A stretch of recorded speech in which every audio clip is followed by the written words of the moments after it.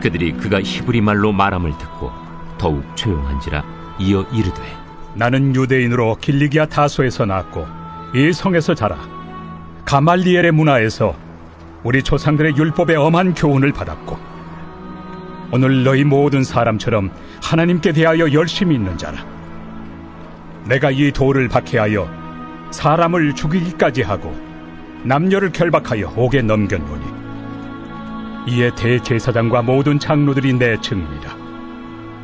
또 내가 그들에게서 다메섹 형제들에게 가는 공문을 받아가지고 거기 있는 자들도 결박하여 예루살렘으로 끌어다가 형벌받게 하려고 가더니 가는 중 다메섹에 가까이 갔을 때 오정쯤 되어 후련히 하늘로부터 큰 빛이 나를 둘러 비치매 내가 땅에 엎드러져 들으니 소리 있어 이르되 사울아 사울아 내가 왜 나를 박해하느냐 하시거늘 내가 대답하되 주님 누구시니이까 하니 이르시되 나는 내가 박해하는 나사렛 예수라 하시더라.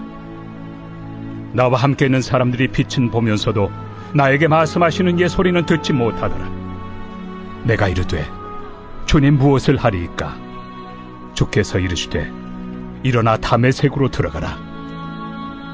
내가 해야 할 모든 것을 거기서 누가 이르리라 하시거늘 나는 그 빛의 광채로 말미암아 볼 수 없게 되었으므로 나와 함께 있는 사람들의 손에 끌려 다메섹에 들어갔노라.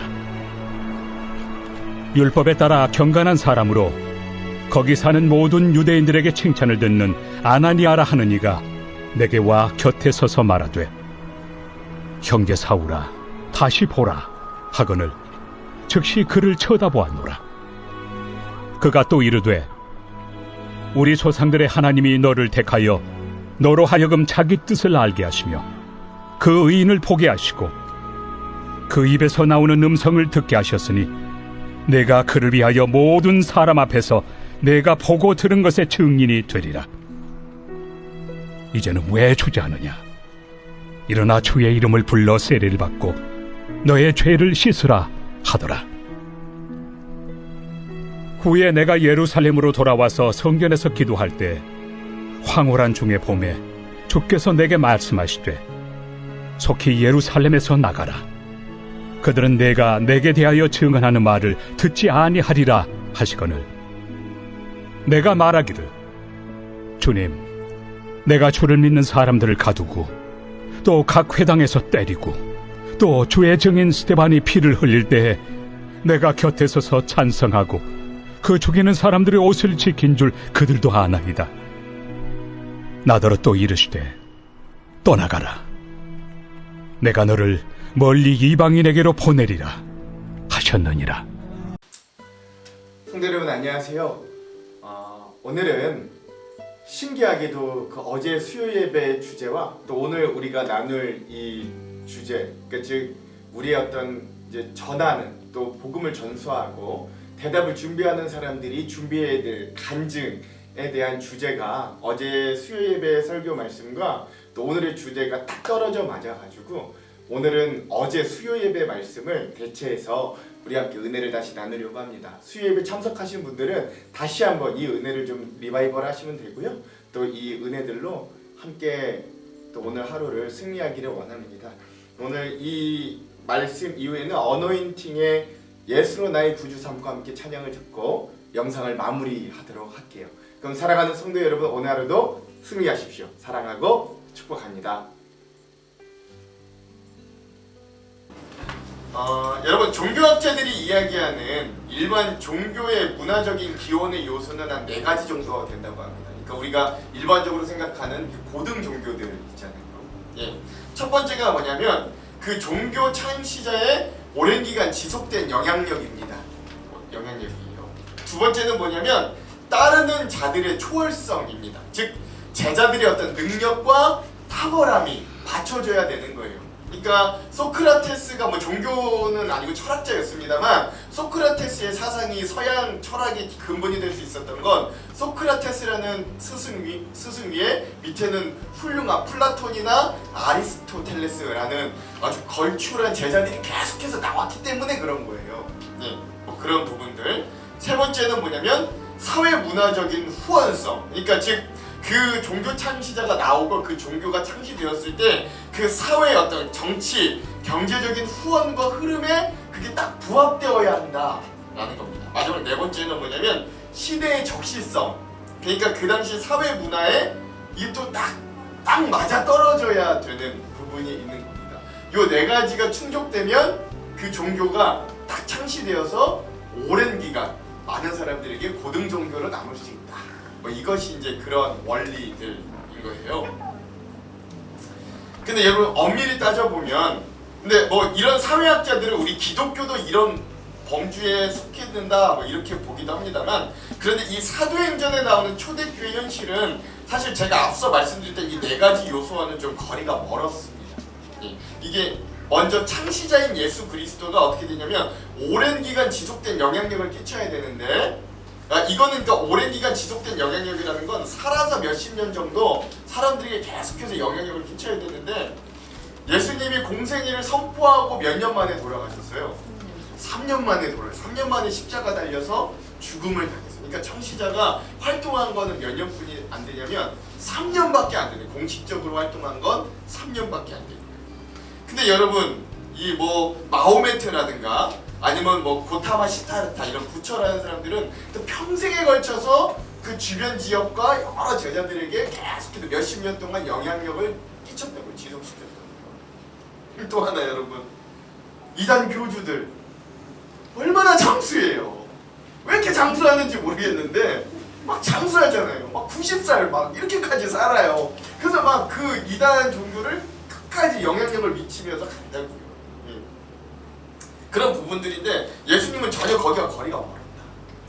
두 번째, 제자들의 초월성 전혀 없죠. 이 12명의 면면을 살펴보면 이 사람들의 초월성은 없어요. 다 오히려 평균 이하의 사람들, 뭐 세리, 어부, 뭐 이런 사람들, 도대체 초월성이라면 찾아볼 수가 없는 사람들이에요. 사회적, 문화적인 후원성은요, 이 예수님이 등장하시고 난 이후에 313년이 지나서야 로마 황제가 국교로 공인해요. 그러니까 300년 동안은 뭐 사회적인, 문화적인 어떤 후원이라기보단 오히려 반대로 이 종교를 탄압하고 거기 있는 사람들을 죽이고 정치적으로 이용하고 뭐 이러한 역할들을 오히려 기독교가 받았다라는 것들을 알 수 있죠. 예. 그래서 대부분의 초대교회 대부분의 신자들이 많은 날들을 박해를 받고 순교를 당하고 도망치고 심지어는 밑에 땅굴을 파가지고 밑에 숨어 살았던 상황이 보통 우리 기독교의 상황이었다. 이거 아시면 됩니다. 시대에도 절대 맞지 않았어요. 왜냐면 이 당시 특히 로마 황제 숭배 문화 가운데 권력, 조직, 교육 체계가 모두 기독교 신앙을 배척하고 반대하는 입장에 있었어요. 그러니까 기독교는 세상 흐름에 완전 거꾸로 가는 사람들이었다. 그리고 더 중요한 건 지금 오늘 우리의 신앙의 구심점은 누가 뭐라 그래도 이 성경입니다. 그렇죠?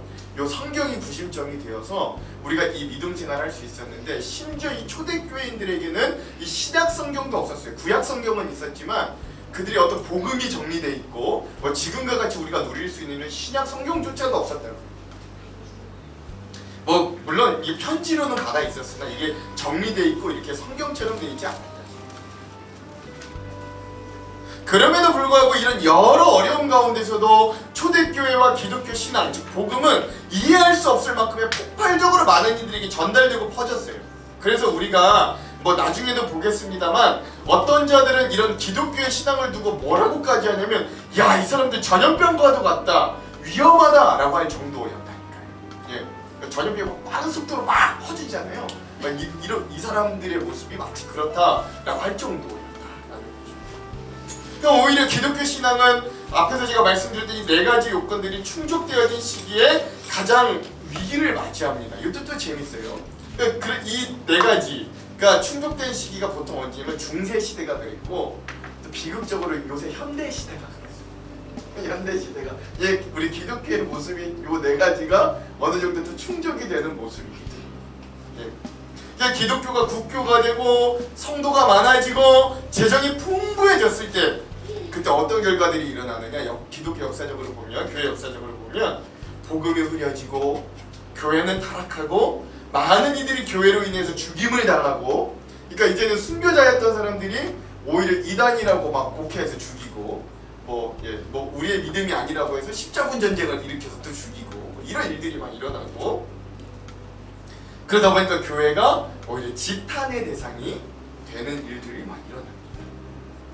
뭐 일단 우리가 지탄받았던 시기의 원인에 대해서 일단 뭐 자치고, 오늘은 거기에 집중하는 게 아니라 우리가 처음 초대교회 시대에 그럼에도 불구하고 어떻게 폭발적인 힘을 이들이 가질 수 있었는가, 오늘 우리는 좀 여기에 집중해 봤으면 좋겠어요. 이들의 이 일반적인 학자들이 말하는 이 네 가지 요소의 정반대로 갔음에도 불구하고 어떻게 우리 기독교 신앙은 폭발적으로 증가하고 폭발적으로 성장할 수 있었는가, 여기에 좀 집중해 볼 필요가 있는데요. 전 다른 건 몰라도 이 초대교회에 있었던 가장 독특한 전통과 문화적인 이유 한 가지를 꼽으라면 저는 증인된 삶, 거기에 있는 성도들이 우리의 신앙 안에 있는 성도들의 삶이 증인이 된 삶이었다. 저는 여기에 원인이 있다라고 봅니다. 모든 상황과 환경이 기독교의 반대에 있었어도 이들은 그들의 삶 가운데 예수 그리스도의 증인이 되었던 겁니다. 이건 놀라운 사실인데, 그것도 놀라운 사실인데 더 놀라운 건 예수님과 직접 만나고 활동했다고 할 수 있는 사람들은, 여러분 넓게 생각해봐도 끼케야 뭐 12사도, 그리고 뭐 많이 쳐봐야 예수님 승천하셨을 때 그 자리에 있었던 한 500명 정도의 성도, 뭐 요 정도 칠 수 있는 거예요. 그런데 이들이 증언한 예수 그리스도를 받아들이고 믿은 사람들이 또 다른 증인이 되더라 라는 겁니다. 이들은 어떤 사람들이냐면 심지어 그 예수 그리스도를 직접 보거나 직접 경험하지도 못했는데도 불구하고 이들은 예수 그리스도의 증인이 되었다. 이게 굉장히 놀라운 사실이에요. 오늘 우리도 마찬가지로, 오늘 우리도 어떻게 고백하는 사람들이냐면 우리도 예수 그리스도를 경험하고 그 예수 그리스도의 증인된 삶을 사는 사람들이 우리 그리스도인이다, 예수쟁이다, 우리 이렇게 고백하는 사람. 이에 대해서 사도 베드로가 이렇게까지 말하는데요. 우리 한번 찾아봅시다. 베드로전서 1장 8절에서 9절. 베드로전서 1장 8절에서 9절 한번 찾아보겠습니다.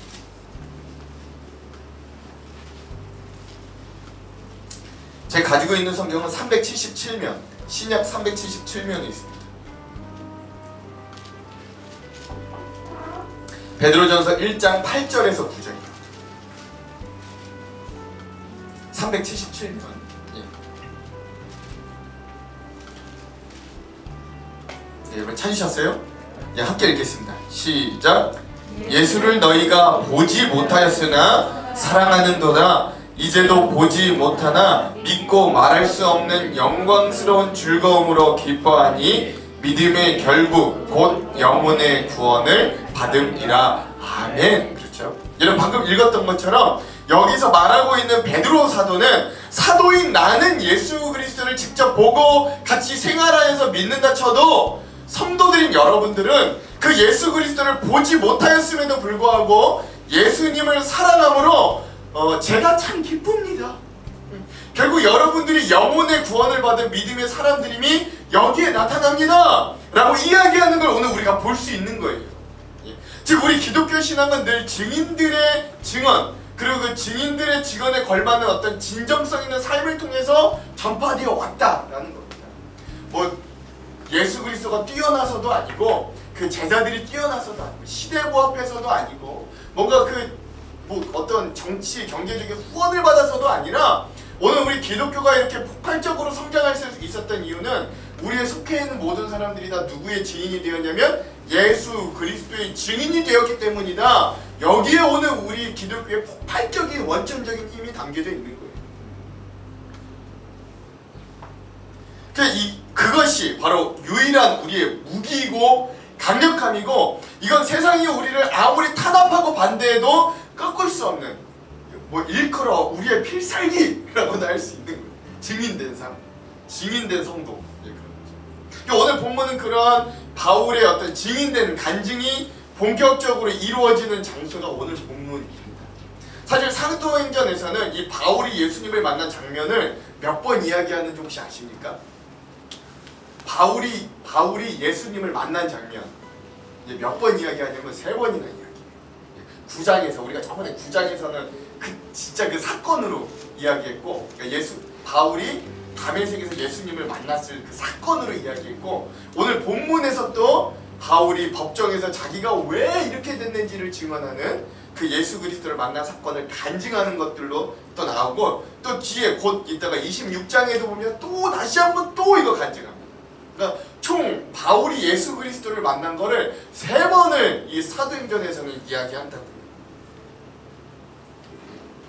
그러니까 사도행전에서 똑같은 이야기가 3번 나오는 건 이 바울이 예수님을 만난 사건이 유일합니다. 그러니까 3번 나왔다는 건 뭐예요? 그만큼 중요한 이야기예요. 예. 어쩌면 이 사도행전에서 가장 중요한 핵심적인 사건 중에 사건이라고 이야기할 수 있습니다. 그렇지 않으면 이렇게 3번이나 넣을 수는 없는 거예요. 왜냐면 여러분 이거 아셔야 돼요. 가뜩이나 선교 여행이나 여러 가지 할 이야기들이 얼마나 많아요. 1차 전도 여행만 해도 할 말이 얼마나 많고, 2차 전도 여행, 3차 전도 여행, 지금 가고 있는 이 로마로까지 가는 이 모든 여정에서 해야 될 말이, 써야 될 기록들이 얼마나 많아요. 근데 이 당시는 종이가 지금처럼 이렇게 흔하지 않았다고요. 예, 뭘 쓰고 기록할 수 있는 게 지금과 같이 쉽게 저렴하게 할 수 있을 때가 아니에요. 종이는 한정돼 있고 써야 될 내용은 그래서 아주 핵심적인 것만 절대 빼놓을 수 없는 것들만 적어야 되는데, 왜 똑같은 사건들 3번이나 적냐고요. 다른 적을 것도 많은데 이게 중요하니까 그런 거예요. 이건 빼놓을 수 없는 사건이니까 그런 거예요. 근데 그 사건이 어떤 사건이라고요? 바울이 예수님을 만난 사건이에요. 그러니까 이 바울이 예수님을 만난 사건은 이 사도행전의 모든 이야기를 이끌어갈 동력과 원인이 된다는 걸 사도행전의 저자인 누가는 그렇게 말하고 있다고 우리는 인정할 수밖에 없는 거예요. 여러분 이제 본문으로 한번 들어가 봅시다. 성령님의 예언대로 바울이 예루살렘에 도착하고 딱 7일이 지나자마자 유대인들에 의해서 체포되었어요. 성령님이 예언하신 대로. 처음으로는 작은 군법정 앞에 서는 거예요. 오늘 이 본문의 모습이 이 아주 군 법정 앞에 잠깐 서는 겁니다. 사실 군대 법정이라고 하기도 좀 그런데요. 이런 식으로 생각해 보면 됩니다. 아무튼 조선 시대로 따지자면 그 마을 관아 사도 앞에 선 거라고 보시면 되는 거예요. 그 정도 자리다라고 보시면 되는 거예요. 그러나 바울은 자신들의 부영이다 같은 동족인 유대인들 앞에서 자신이 왜 그리스도를 믿는 그리스도인이 되었는지, 그리고 그 예수 그리스도를 어떻게 만났고 그 과정이 어떠했는지를, 다메섹에서 예수 그리스도를 만나고 아나니아 선지자를 통해 인도되었고 그 후에 예수 그리스도를 통해 받은 이방인 선교사로서의 사명까지를 이야기하고 있는 거예요. 다메섹에서 바울이 예수님을 만난 사건에 대해서는 우리가 이미 다 잘 알고 있기 때문에 제가 자세하고 깊게 여러분들에게 이야기하고 살펴보지는 않겠습니다. 그러나 저는 오히려 이 간증하는 바울의 모습에 좀 더 집중하고자 하는 거예요.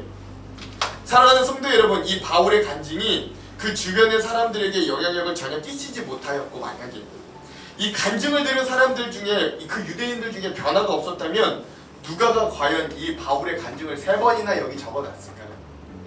상식적으로 여러분들이 저자면 별로 그렇게 영향력도 끼치지 않았고 중요하지도 않은 사건인데 그거 3번이나 적어놨겠어요? 아니죠. 반대로 이 간증에 대체적으로 많은 사람들이 영향력을 받았고 예수 그리스도에 관심이 없던 사람들까지도 이 간증을 듣고 도대체 예수를 만난다는 게 뭐길래 우리 유대교의 가장 앞길이 창창했던 유망주 사울이 저렇게까지 돼가지고 돌아다니나 라고 생각하게 되지 않았겠어요. 자신들이 십자가에 달려 죽게 만든 그 예수에 대하여 당연히 관심하고 집중할 수밖에 없었던 거예요. 이 바울의 말을 듣고 난 다음엔. 그러니까 우리가 죽였으나 죽은 예수가 다시금 나타나 유대인 중에 유대인이요 바리새인 중에 바리새인을 변화시켜 그 자기의 길을 따라가게 만들었다. 이건 참 유대인의 입장에서 보면 괴기하기도 하고 신비하기도 하면서 놀라운 일인, 놀라운 건 이건 뭐 부정할 수 없는 사건인 거예요. 그러니까 여러분 우리가 다른 건 몰라도 사람이 변하는 건 참으로 영향을 많이 받습니다. 여러분 내 부인, 내 아내, 내 남편이 여러분 안 변해요.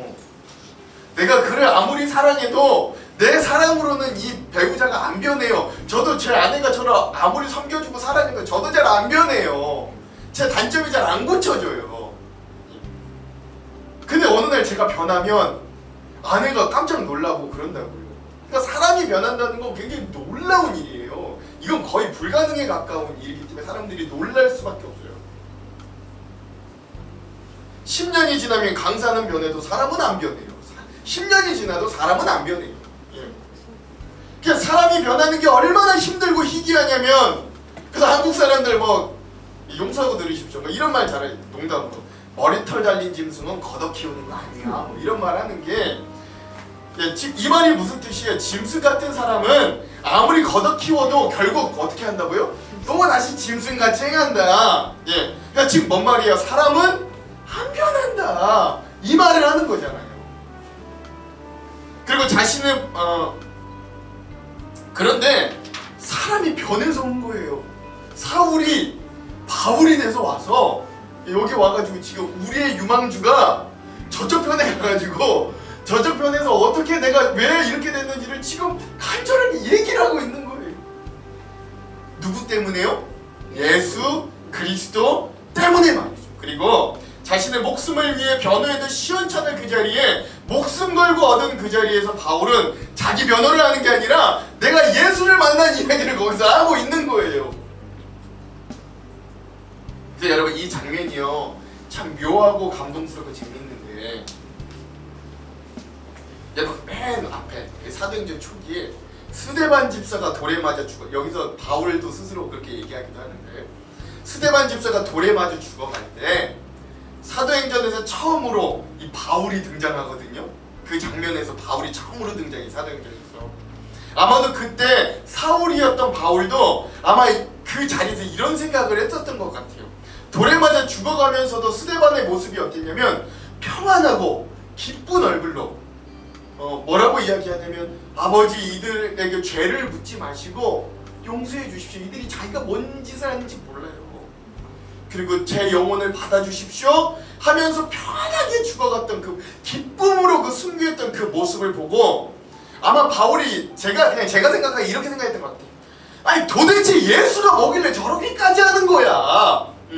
이런 질문이 그에게 있었던 것 같아요. 그런데 지금 자신이 그 스데반의 입장이 되어서 자신과 같은 위치에 있던 유대인들에게 또 예수 그리스도에 대하여 그를 만나고 이야기하고 있고, 그래서 그 자리에 있는 수많은 유대인들이 이 바울이 스데반을 보면서 했던 생각을 그대로 하고 있었던 것 같아요. 도대체 예수가 뭐길래 저렇게까지 하는 거야 사울이, 이렇게 오히려 그 거꾸로 그렇게 지금 생각이 되어지고 있는 겁니다. 그런 질문하게 만드는 거죠.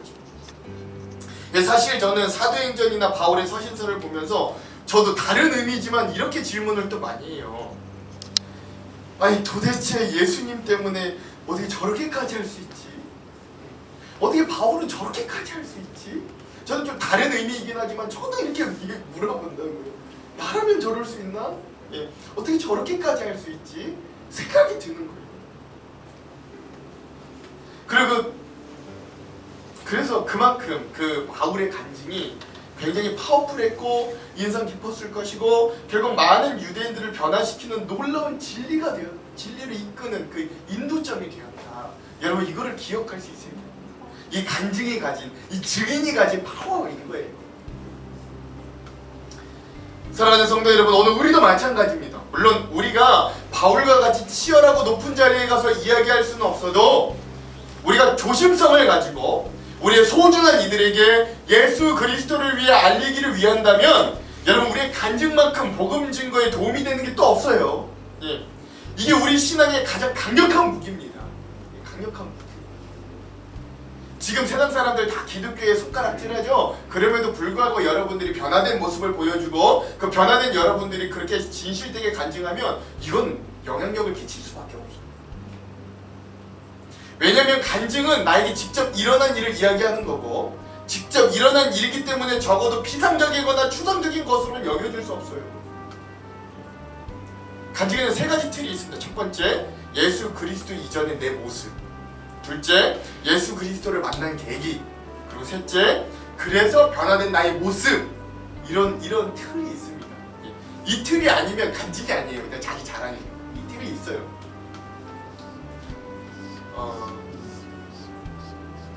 그래서 여러분 이런 간증 기법 제일 잘 사용하는 데가 어디예요? 성형외과, 뭐 다이어트 뭐 광고하는 그죠? 비꼭 비포 그다음에 뭐예요? 애프터 이거 하잖아요. 이걸 만나기 전에는 이랬는데 이걸 만나고 나니까 이러더라. 뭐 이게 간증이잖아요. 이게 또 간증이에요. 좀 다른 간증이겠는데 그거 제일 잘하는 사람들이 그런 사람들이라고요. 근데 사실 그 사람들이 그거 제일 잘하면 안 되고 이거 제일 잘하는 사람들이 누구여야 되냐면 오늘 우리가 그래야 돼. 오늘 우리가 이거 제일 잘해야 된다. 근데 그거 잘하려면 뭐가 있어야 돼요? 비포와 애프터가 있어야 되는 거예요. 그 가운데 변화가 있어야 돼요.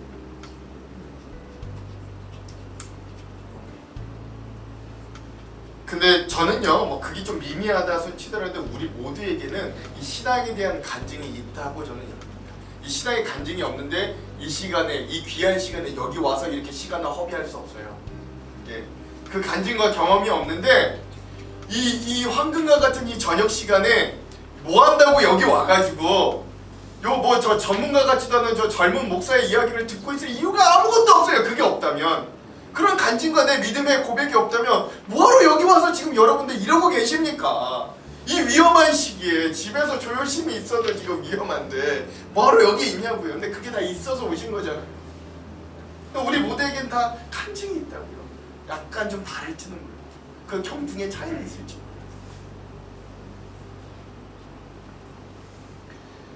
그래서 우리가 복음 증거를 할 때 그런 우리의 경험, 우리의 간증이라는 요소를 갖추고 나아가면 그것이 굉장히 효과적으로 다른 이들에게 영향력을 끼칠 수 있다.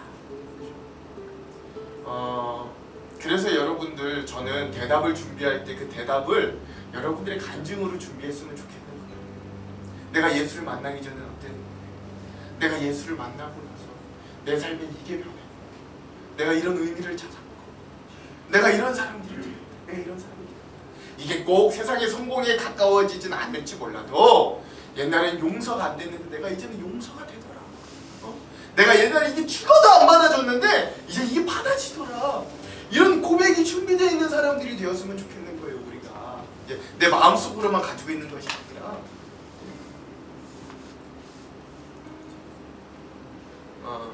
여러분 이런 역사, 이런 간증이요 우리 기독교 역사에 수도 없이 이어져 왔습니다. 수도 없이 이어져 있어요. 제가 먼저 계속 말씀드려볼게요. 4세기 성인이라고 말하는 성 어거스틴, 그 사람이요 사생아를 낳을 정도로 폐륜하였고 만이교에 심취해 있던, 이교에 심취해 있던 사람이었어요. 그런데 그가 그리스도를 영접하고 난 다음에 그냥 어거스틴이 아니라 앞에 뭐가 붙어요? 성, 거룩한 어거스틴이라는 말이 붙을 정도로 성 어거스틴이 변화되었어요. 그래서 그가 정리한 복음의 신학이 아직도 우리가 일반적으로 접하고 있는 신학의 저변을 깔 정도의 사람으로 변해요. 예. 이거 어떻게 알았을까요? 그가 간증하니까 알았던 거예요. 예. 그 부끄러운 과거를 그가 예수를 만나고 나니까 간증하게 되는 거예요. 내가 이런 삶을 살았는데 예수를 만나 이렇게 변했다. 그 알게 되는 거예요. 영국의 유명한 신학자이자 설교가인 조지 휘필드 목사님은요 15살 때 술집에 바텐더였어요. 그런데 그가 예수를 만나고 그런 놀라운 설교자로 변화되는 거예요. 인도의 복음의 아버지라고 말하는 윌리엄 켈리는 학교를 126개나 짓고 4개국어로 성경을 번역했는데 그가 고백하기를 그는 예수를 만나기 전에 나는 평범한 구두 수송공이었다. 그런데 예수 그리스도를 영접하고 나니 다음에 하나의 대륙을 움직이는 사람이 되었다 간증하는 거예요. 5만 번 기도해서 응답받았다가는 조지 밀러가 과거에 뭐하는 사람이었냐면 좀도둑이었어요. 동네가 다 아는 좀도둑이었다고요. 근데 그런 좀도둑이 기도의 사람이 되었던 거예요. 지극히 작은 것까지도 다 구하는, 빵까지도 구하는 하나님의 놀라운 능력으로 수천 명의 고아를 먹여 살리는 많은 사람들의 기도의 표본이 된 거예요. 또 한 사람 이야기하자면 모스포 제일교회 개척 목사인 이기풍 목사님. 이 이기풍 선교사님이 누구냐면 1902년에 제주도로 선교 파송을 받았던 분이에요. 근데 이분이 원래는 뭐 하던 분이었냐? 평양의 유명한 주목 깡패였어요. 이기풍 목사님은 항상 깡패가 생각나는데 이분이 유명한 주목이었어요. 이기풍 하면 모를 사람이 없을 정도로 유명한 주목이었어요. 당시 제주도가요 어떤 곳이었냐면 거의 유배지잖아요. 역사적으로 유배니까 굉장히 가면 어려운 곳인데 그래서 그래서 이 제주도는 선교지라고 불렀대요. 예, 그럴 정도였는데 뭐 심지어 언어도 다르잖아요. 그러니까 제주 방언은 듣기가 말이 잘 안 통하잖아요. 근데 이기풍 목사님이 거기 가서 교회를 세우고 그 교회가 이 제주 모슬포 교회가 되었고, 그래서 제주도 각 곳을 다니면서 교회를 세우고 말씀을 증언한 그런 사람이 되었다. 이것도 우리가 어떻게 알 수 있었어요? 이 훌륭한 이기풍 목사님이 알아주는 주먹이었다. 이거 어떻게 알 수 있었냐고요? 그가 간증했기 때문에 알 수 있었던 거예요. 이들 다 자기를 만나주신 예수 그리스도를 간증하면서 사람들에게 놀라움을 선사했던 거예요. 그리고 그들이 그런 과거를 가지고 있다는 걸 우리가 어떻게 알았겠어요? 다들 그들도 간증했다. 그리고 그러한 간증으로 인해 예수 그리스도를 만나면 인생이 이렇게 바뀌더라, 자기의 삶을 보여주며 간증하는 거고, 이러한 이들의 간증으로 또 얼마나 많은 사람들이 얼마나 많은 기간 동안 예수를 다시금 알고 믿게 되고 예수께로 돌아왔는지, 예, 우리는 기독교 역사에서 그런 일들을 너무나도 많이 보아왔던 거예요. 즉 우리도 이 하나님 앞에서, 그리스도 앞에서 내가 얼마나 변화되었는지 그 간증을 갖고 있는 사람들이 되어야 합니다. 그리고 소중한 경험과 간증을 진실하고 진정성을 가지고 이 나를 통해 예수 그리스도가 드러나도록 여러분 사용하십시오. 예, 간증할 때 또 어떤 분들은 내가 막 드러나게 하시게 그러지 마시고, 나를 통해 누가 드러나냐면 예수 그리스도가 드러나도록 나의 간증을 사용하십시오. 그래서 그 간증을 증거함을 통해서 많은 영혼들을 주님께로 이끄는, 나의 변화가 다른 사람의 변화에 촉매 역할을 감당하는 믿음의 종들이 되기를 간절히 소망합니다. 예, 아무쪼록 남은 3일도 이런 대답을 준비하는 사람들로 나에게 역사하시고 변화를 주신 예수 그리스도를 깊이 묵상하고 할 말을 준비하는, 그리고 우리의 삶에 간증이 넘쳐나는 귀한 증인의 삶을 살게 되시기를 주님의 이름으로 축원합니다. 축원합니다.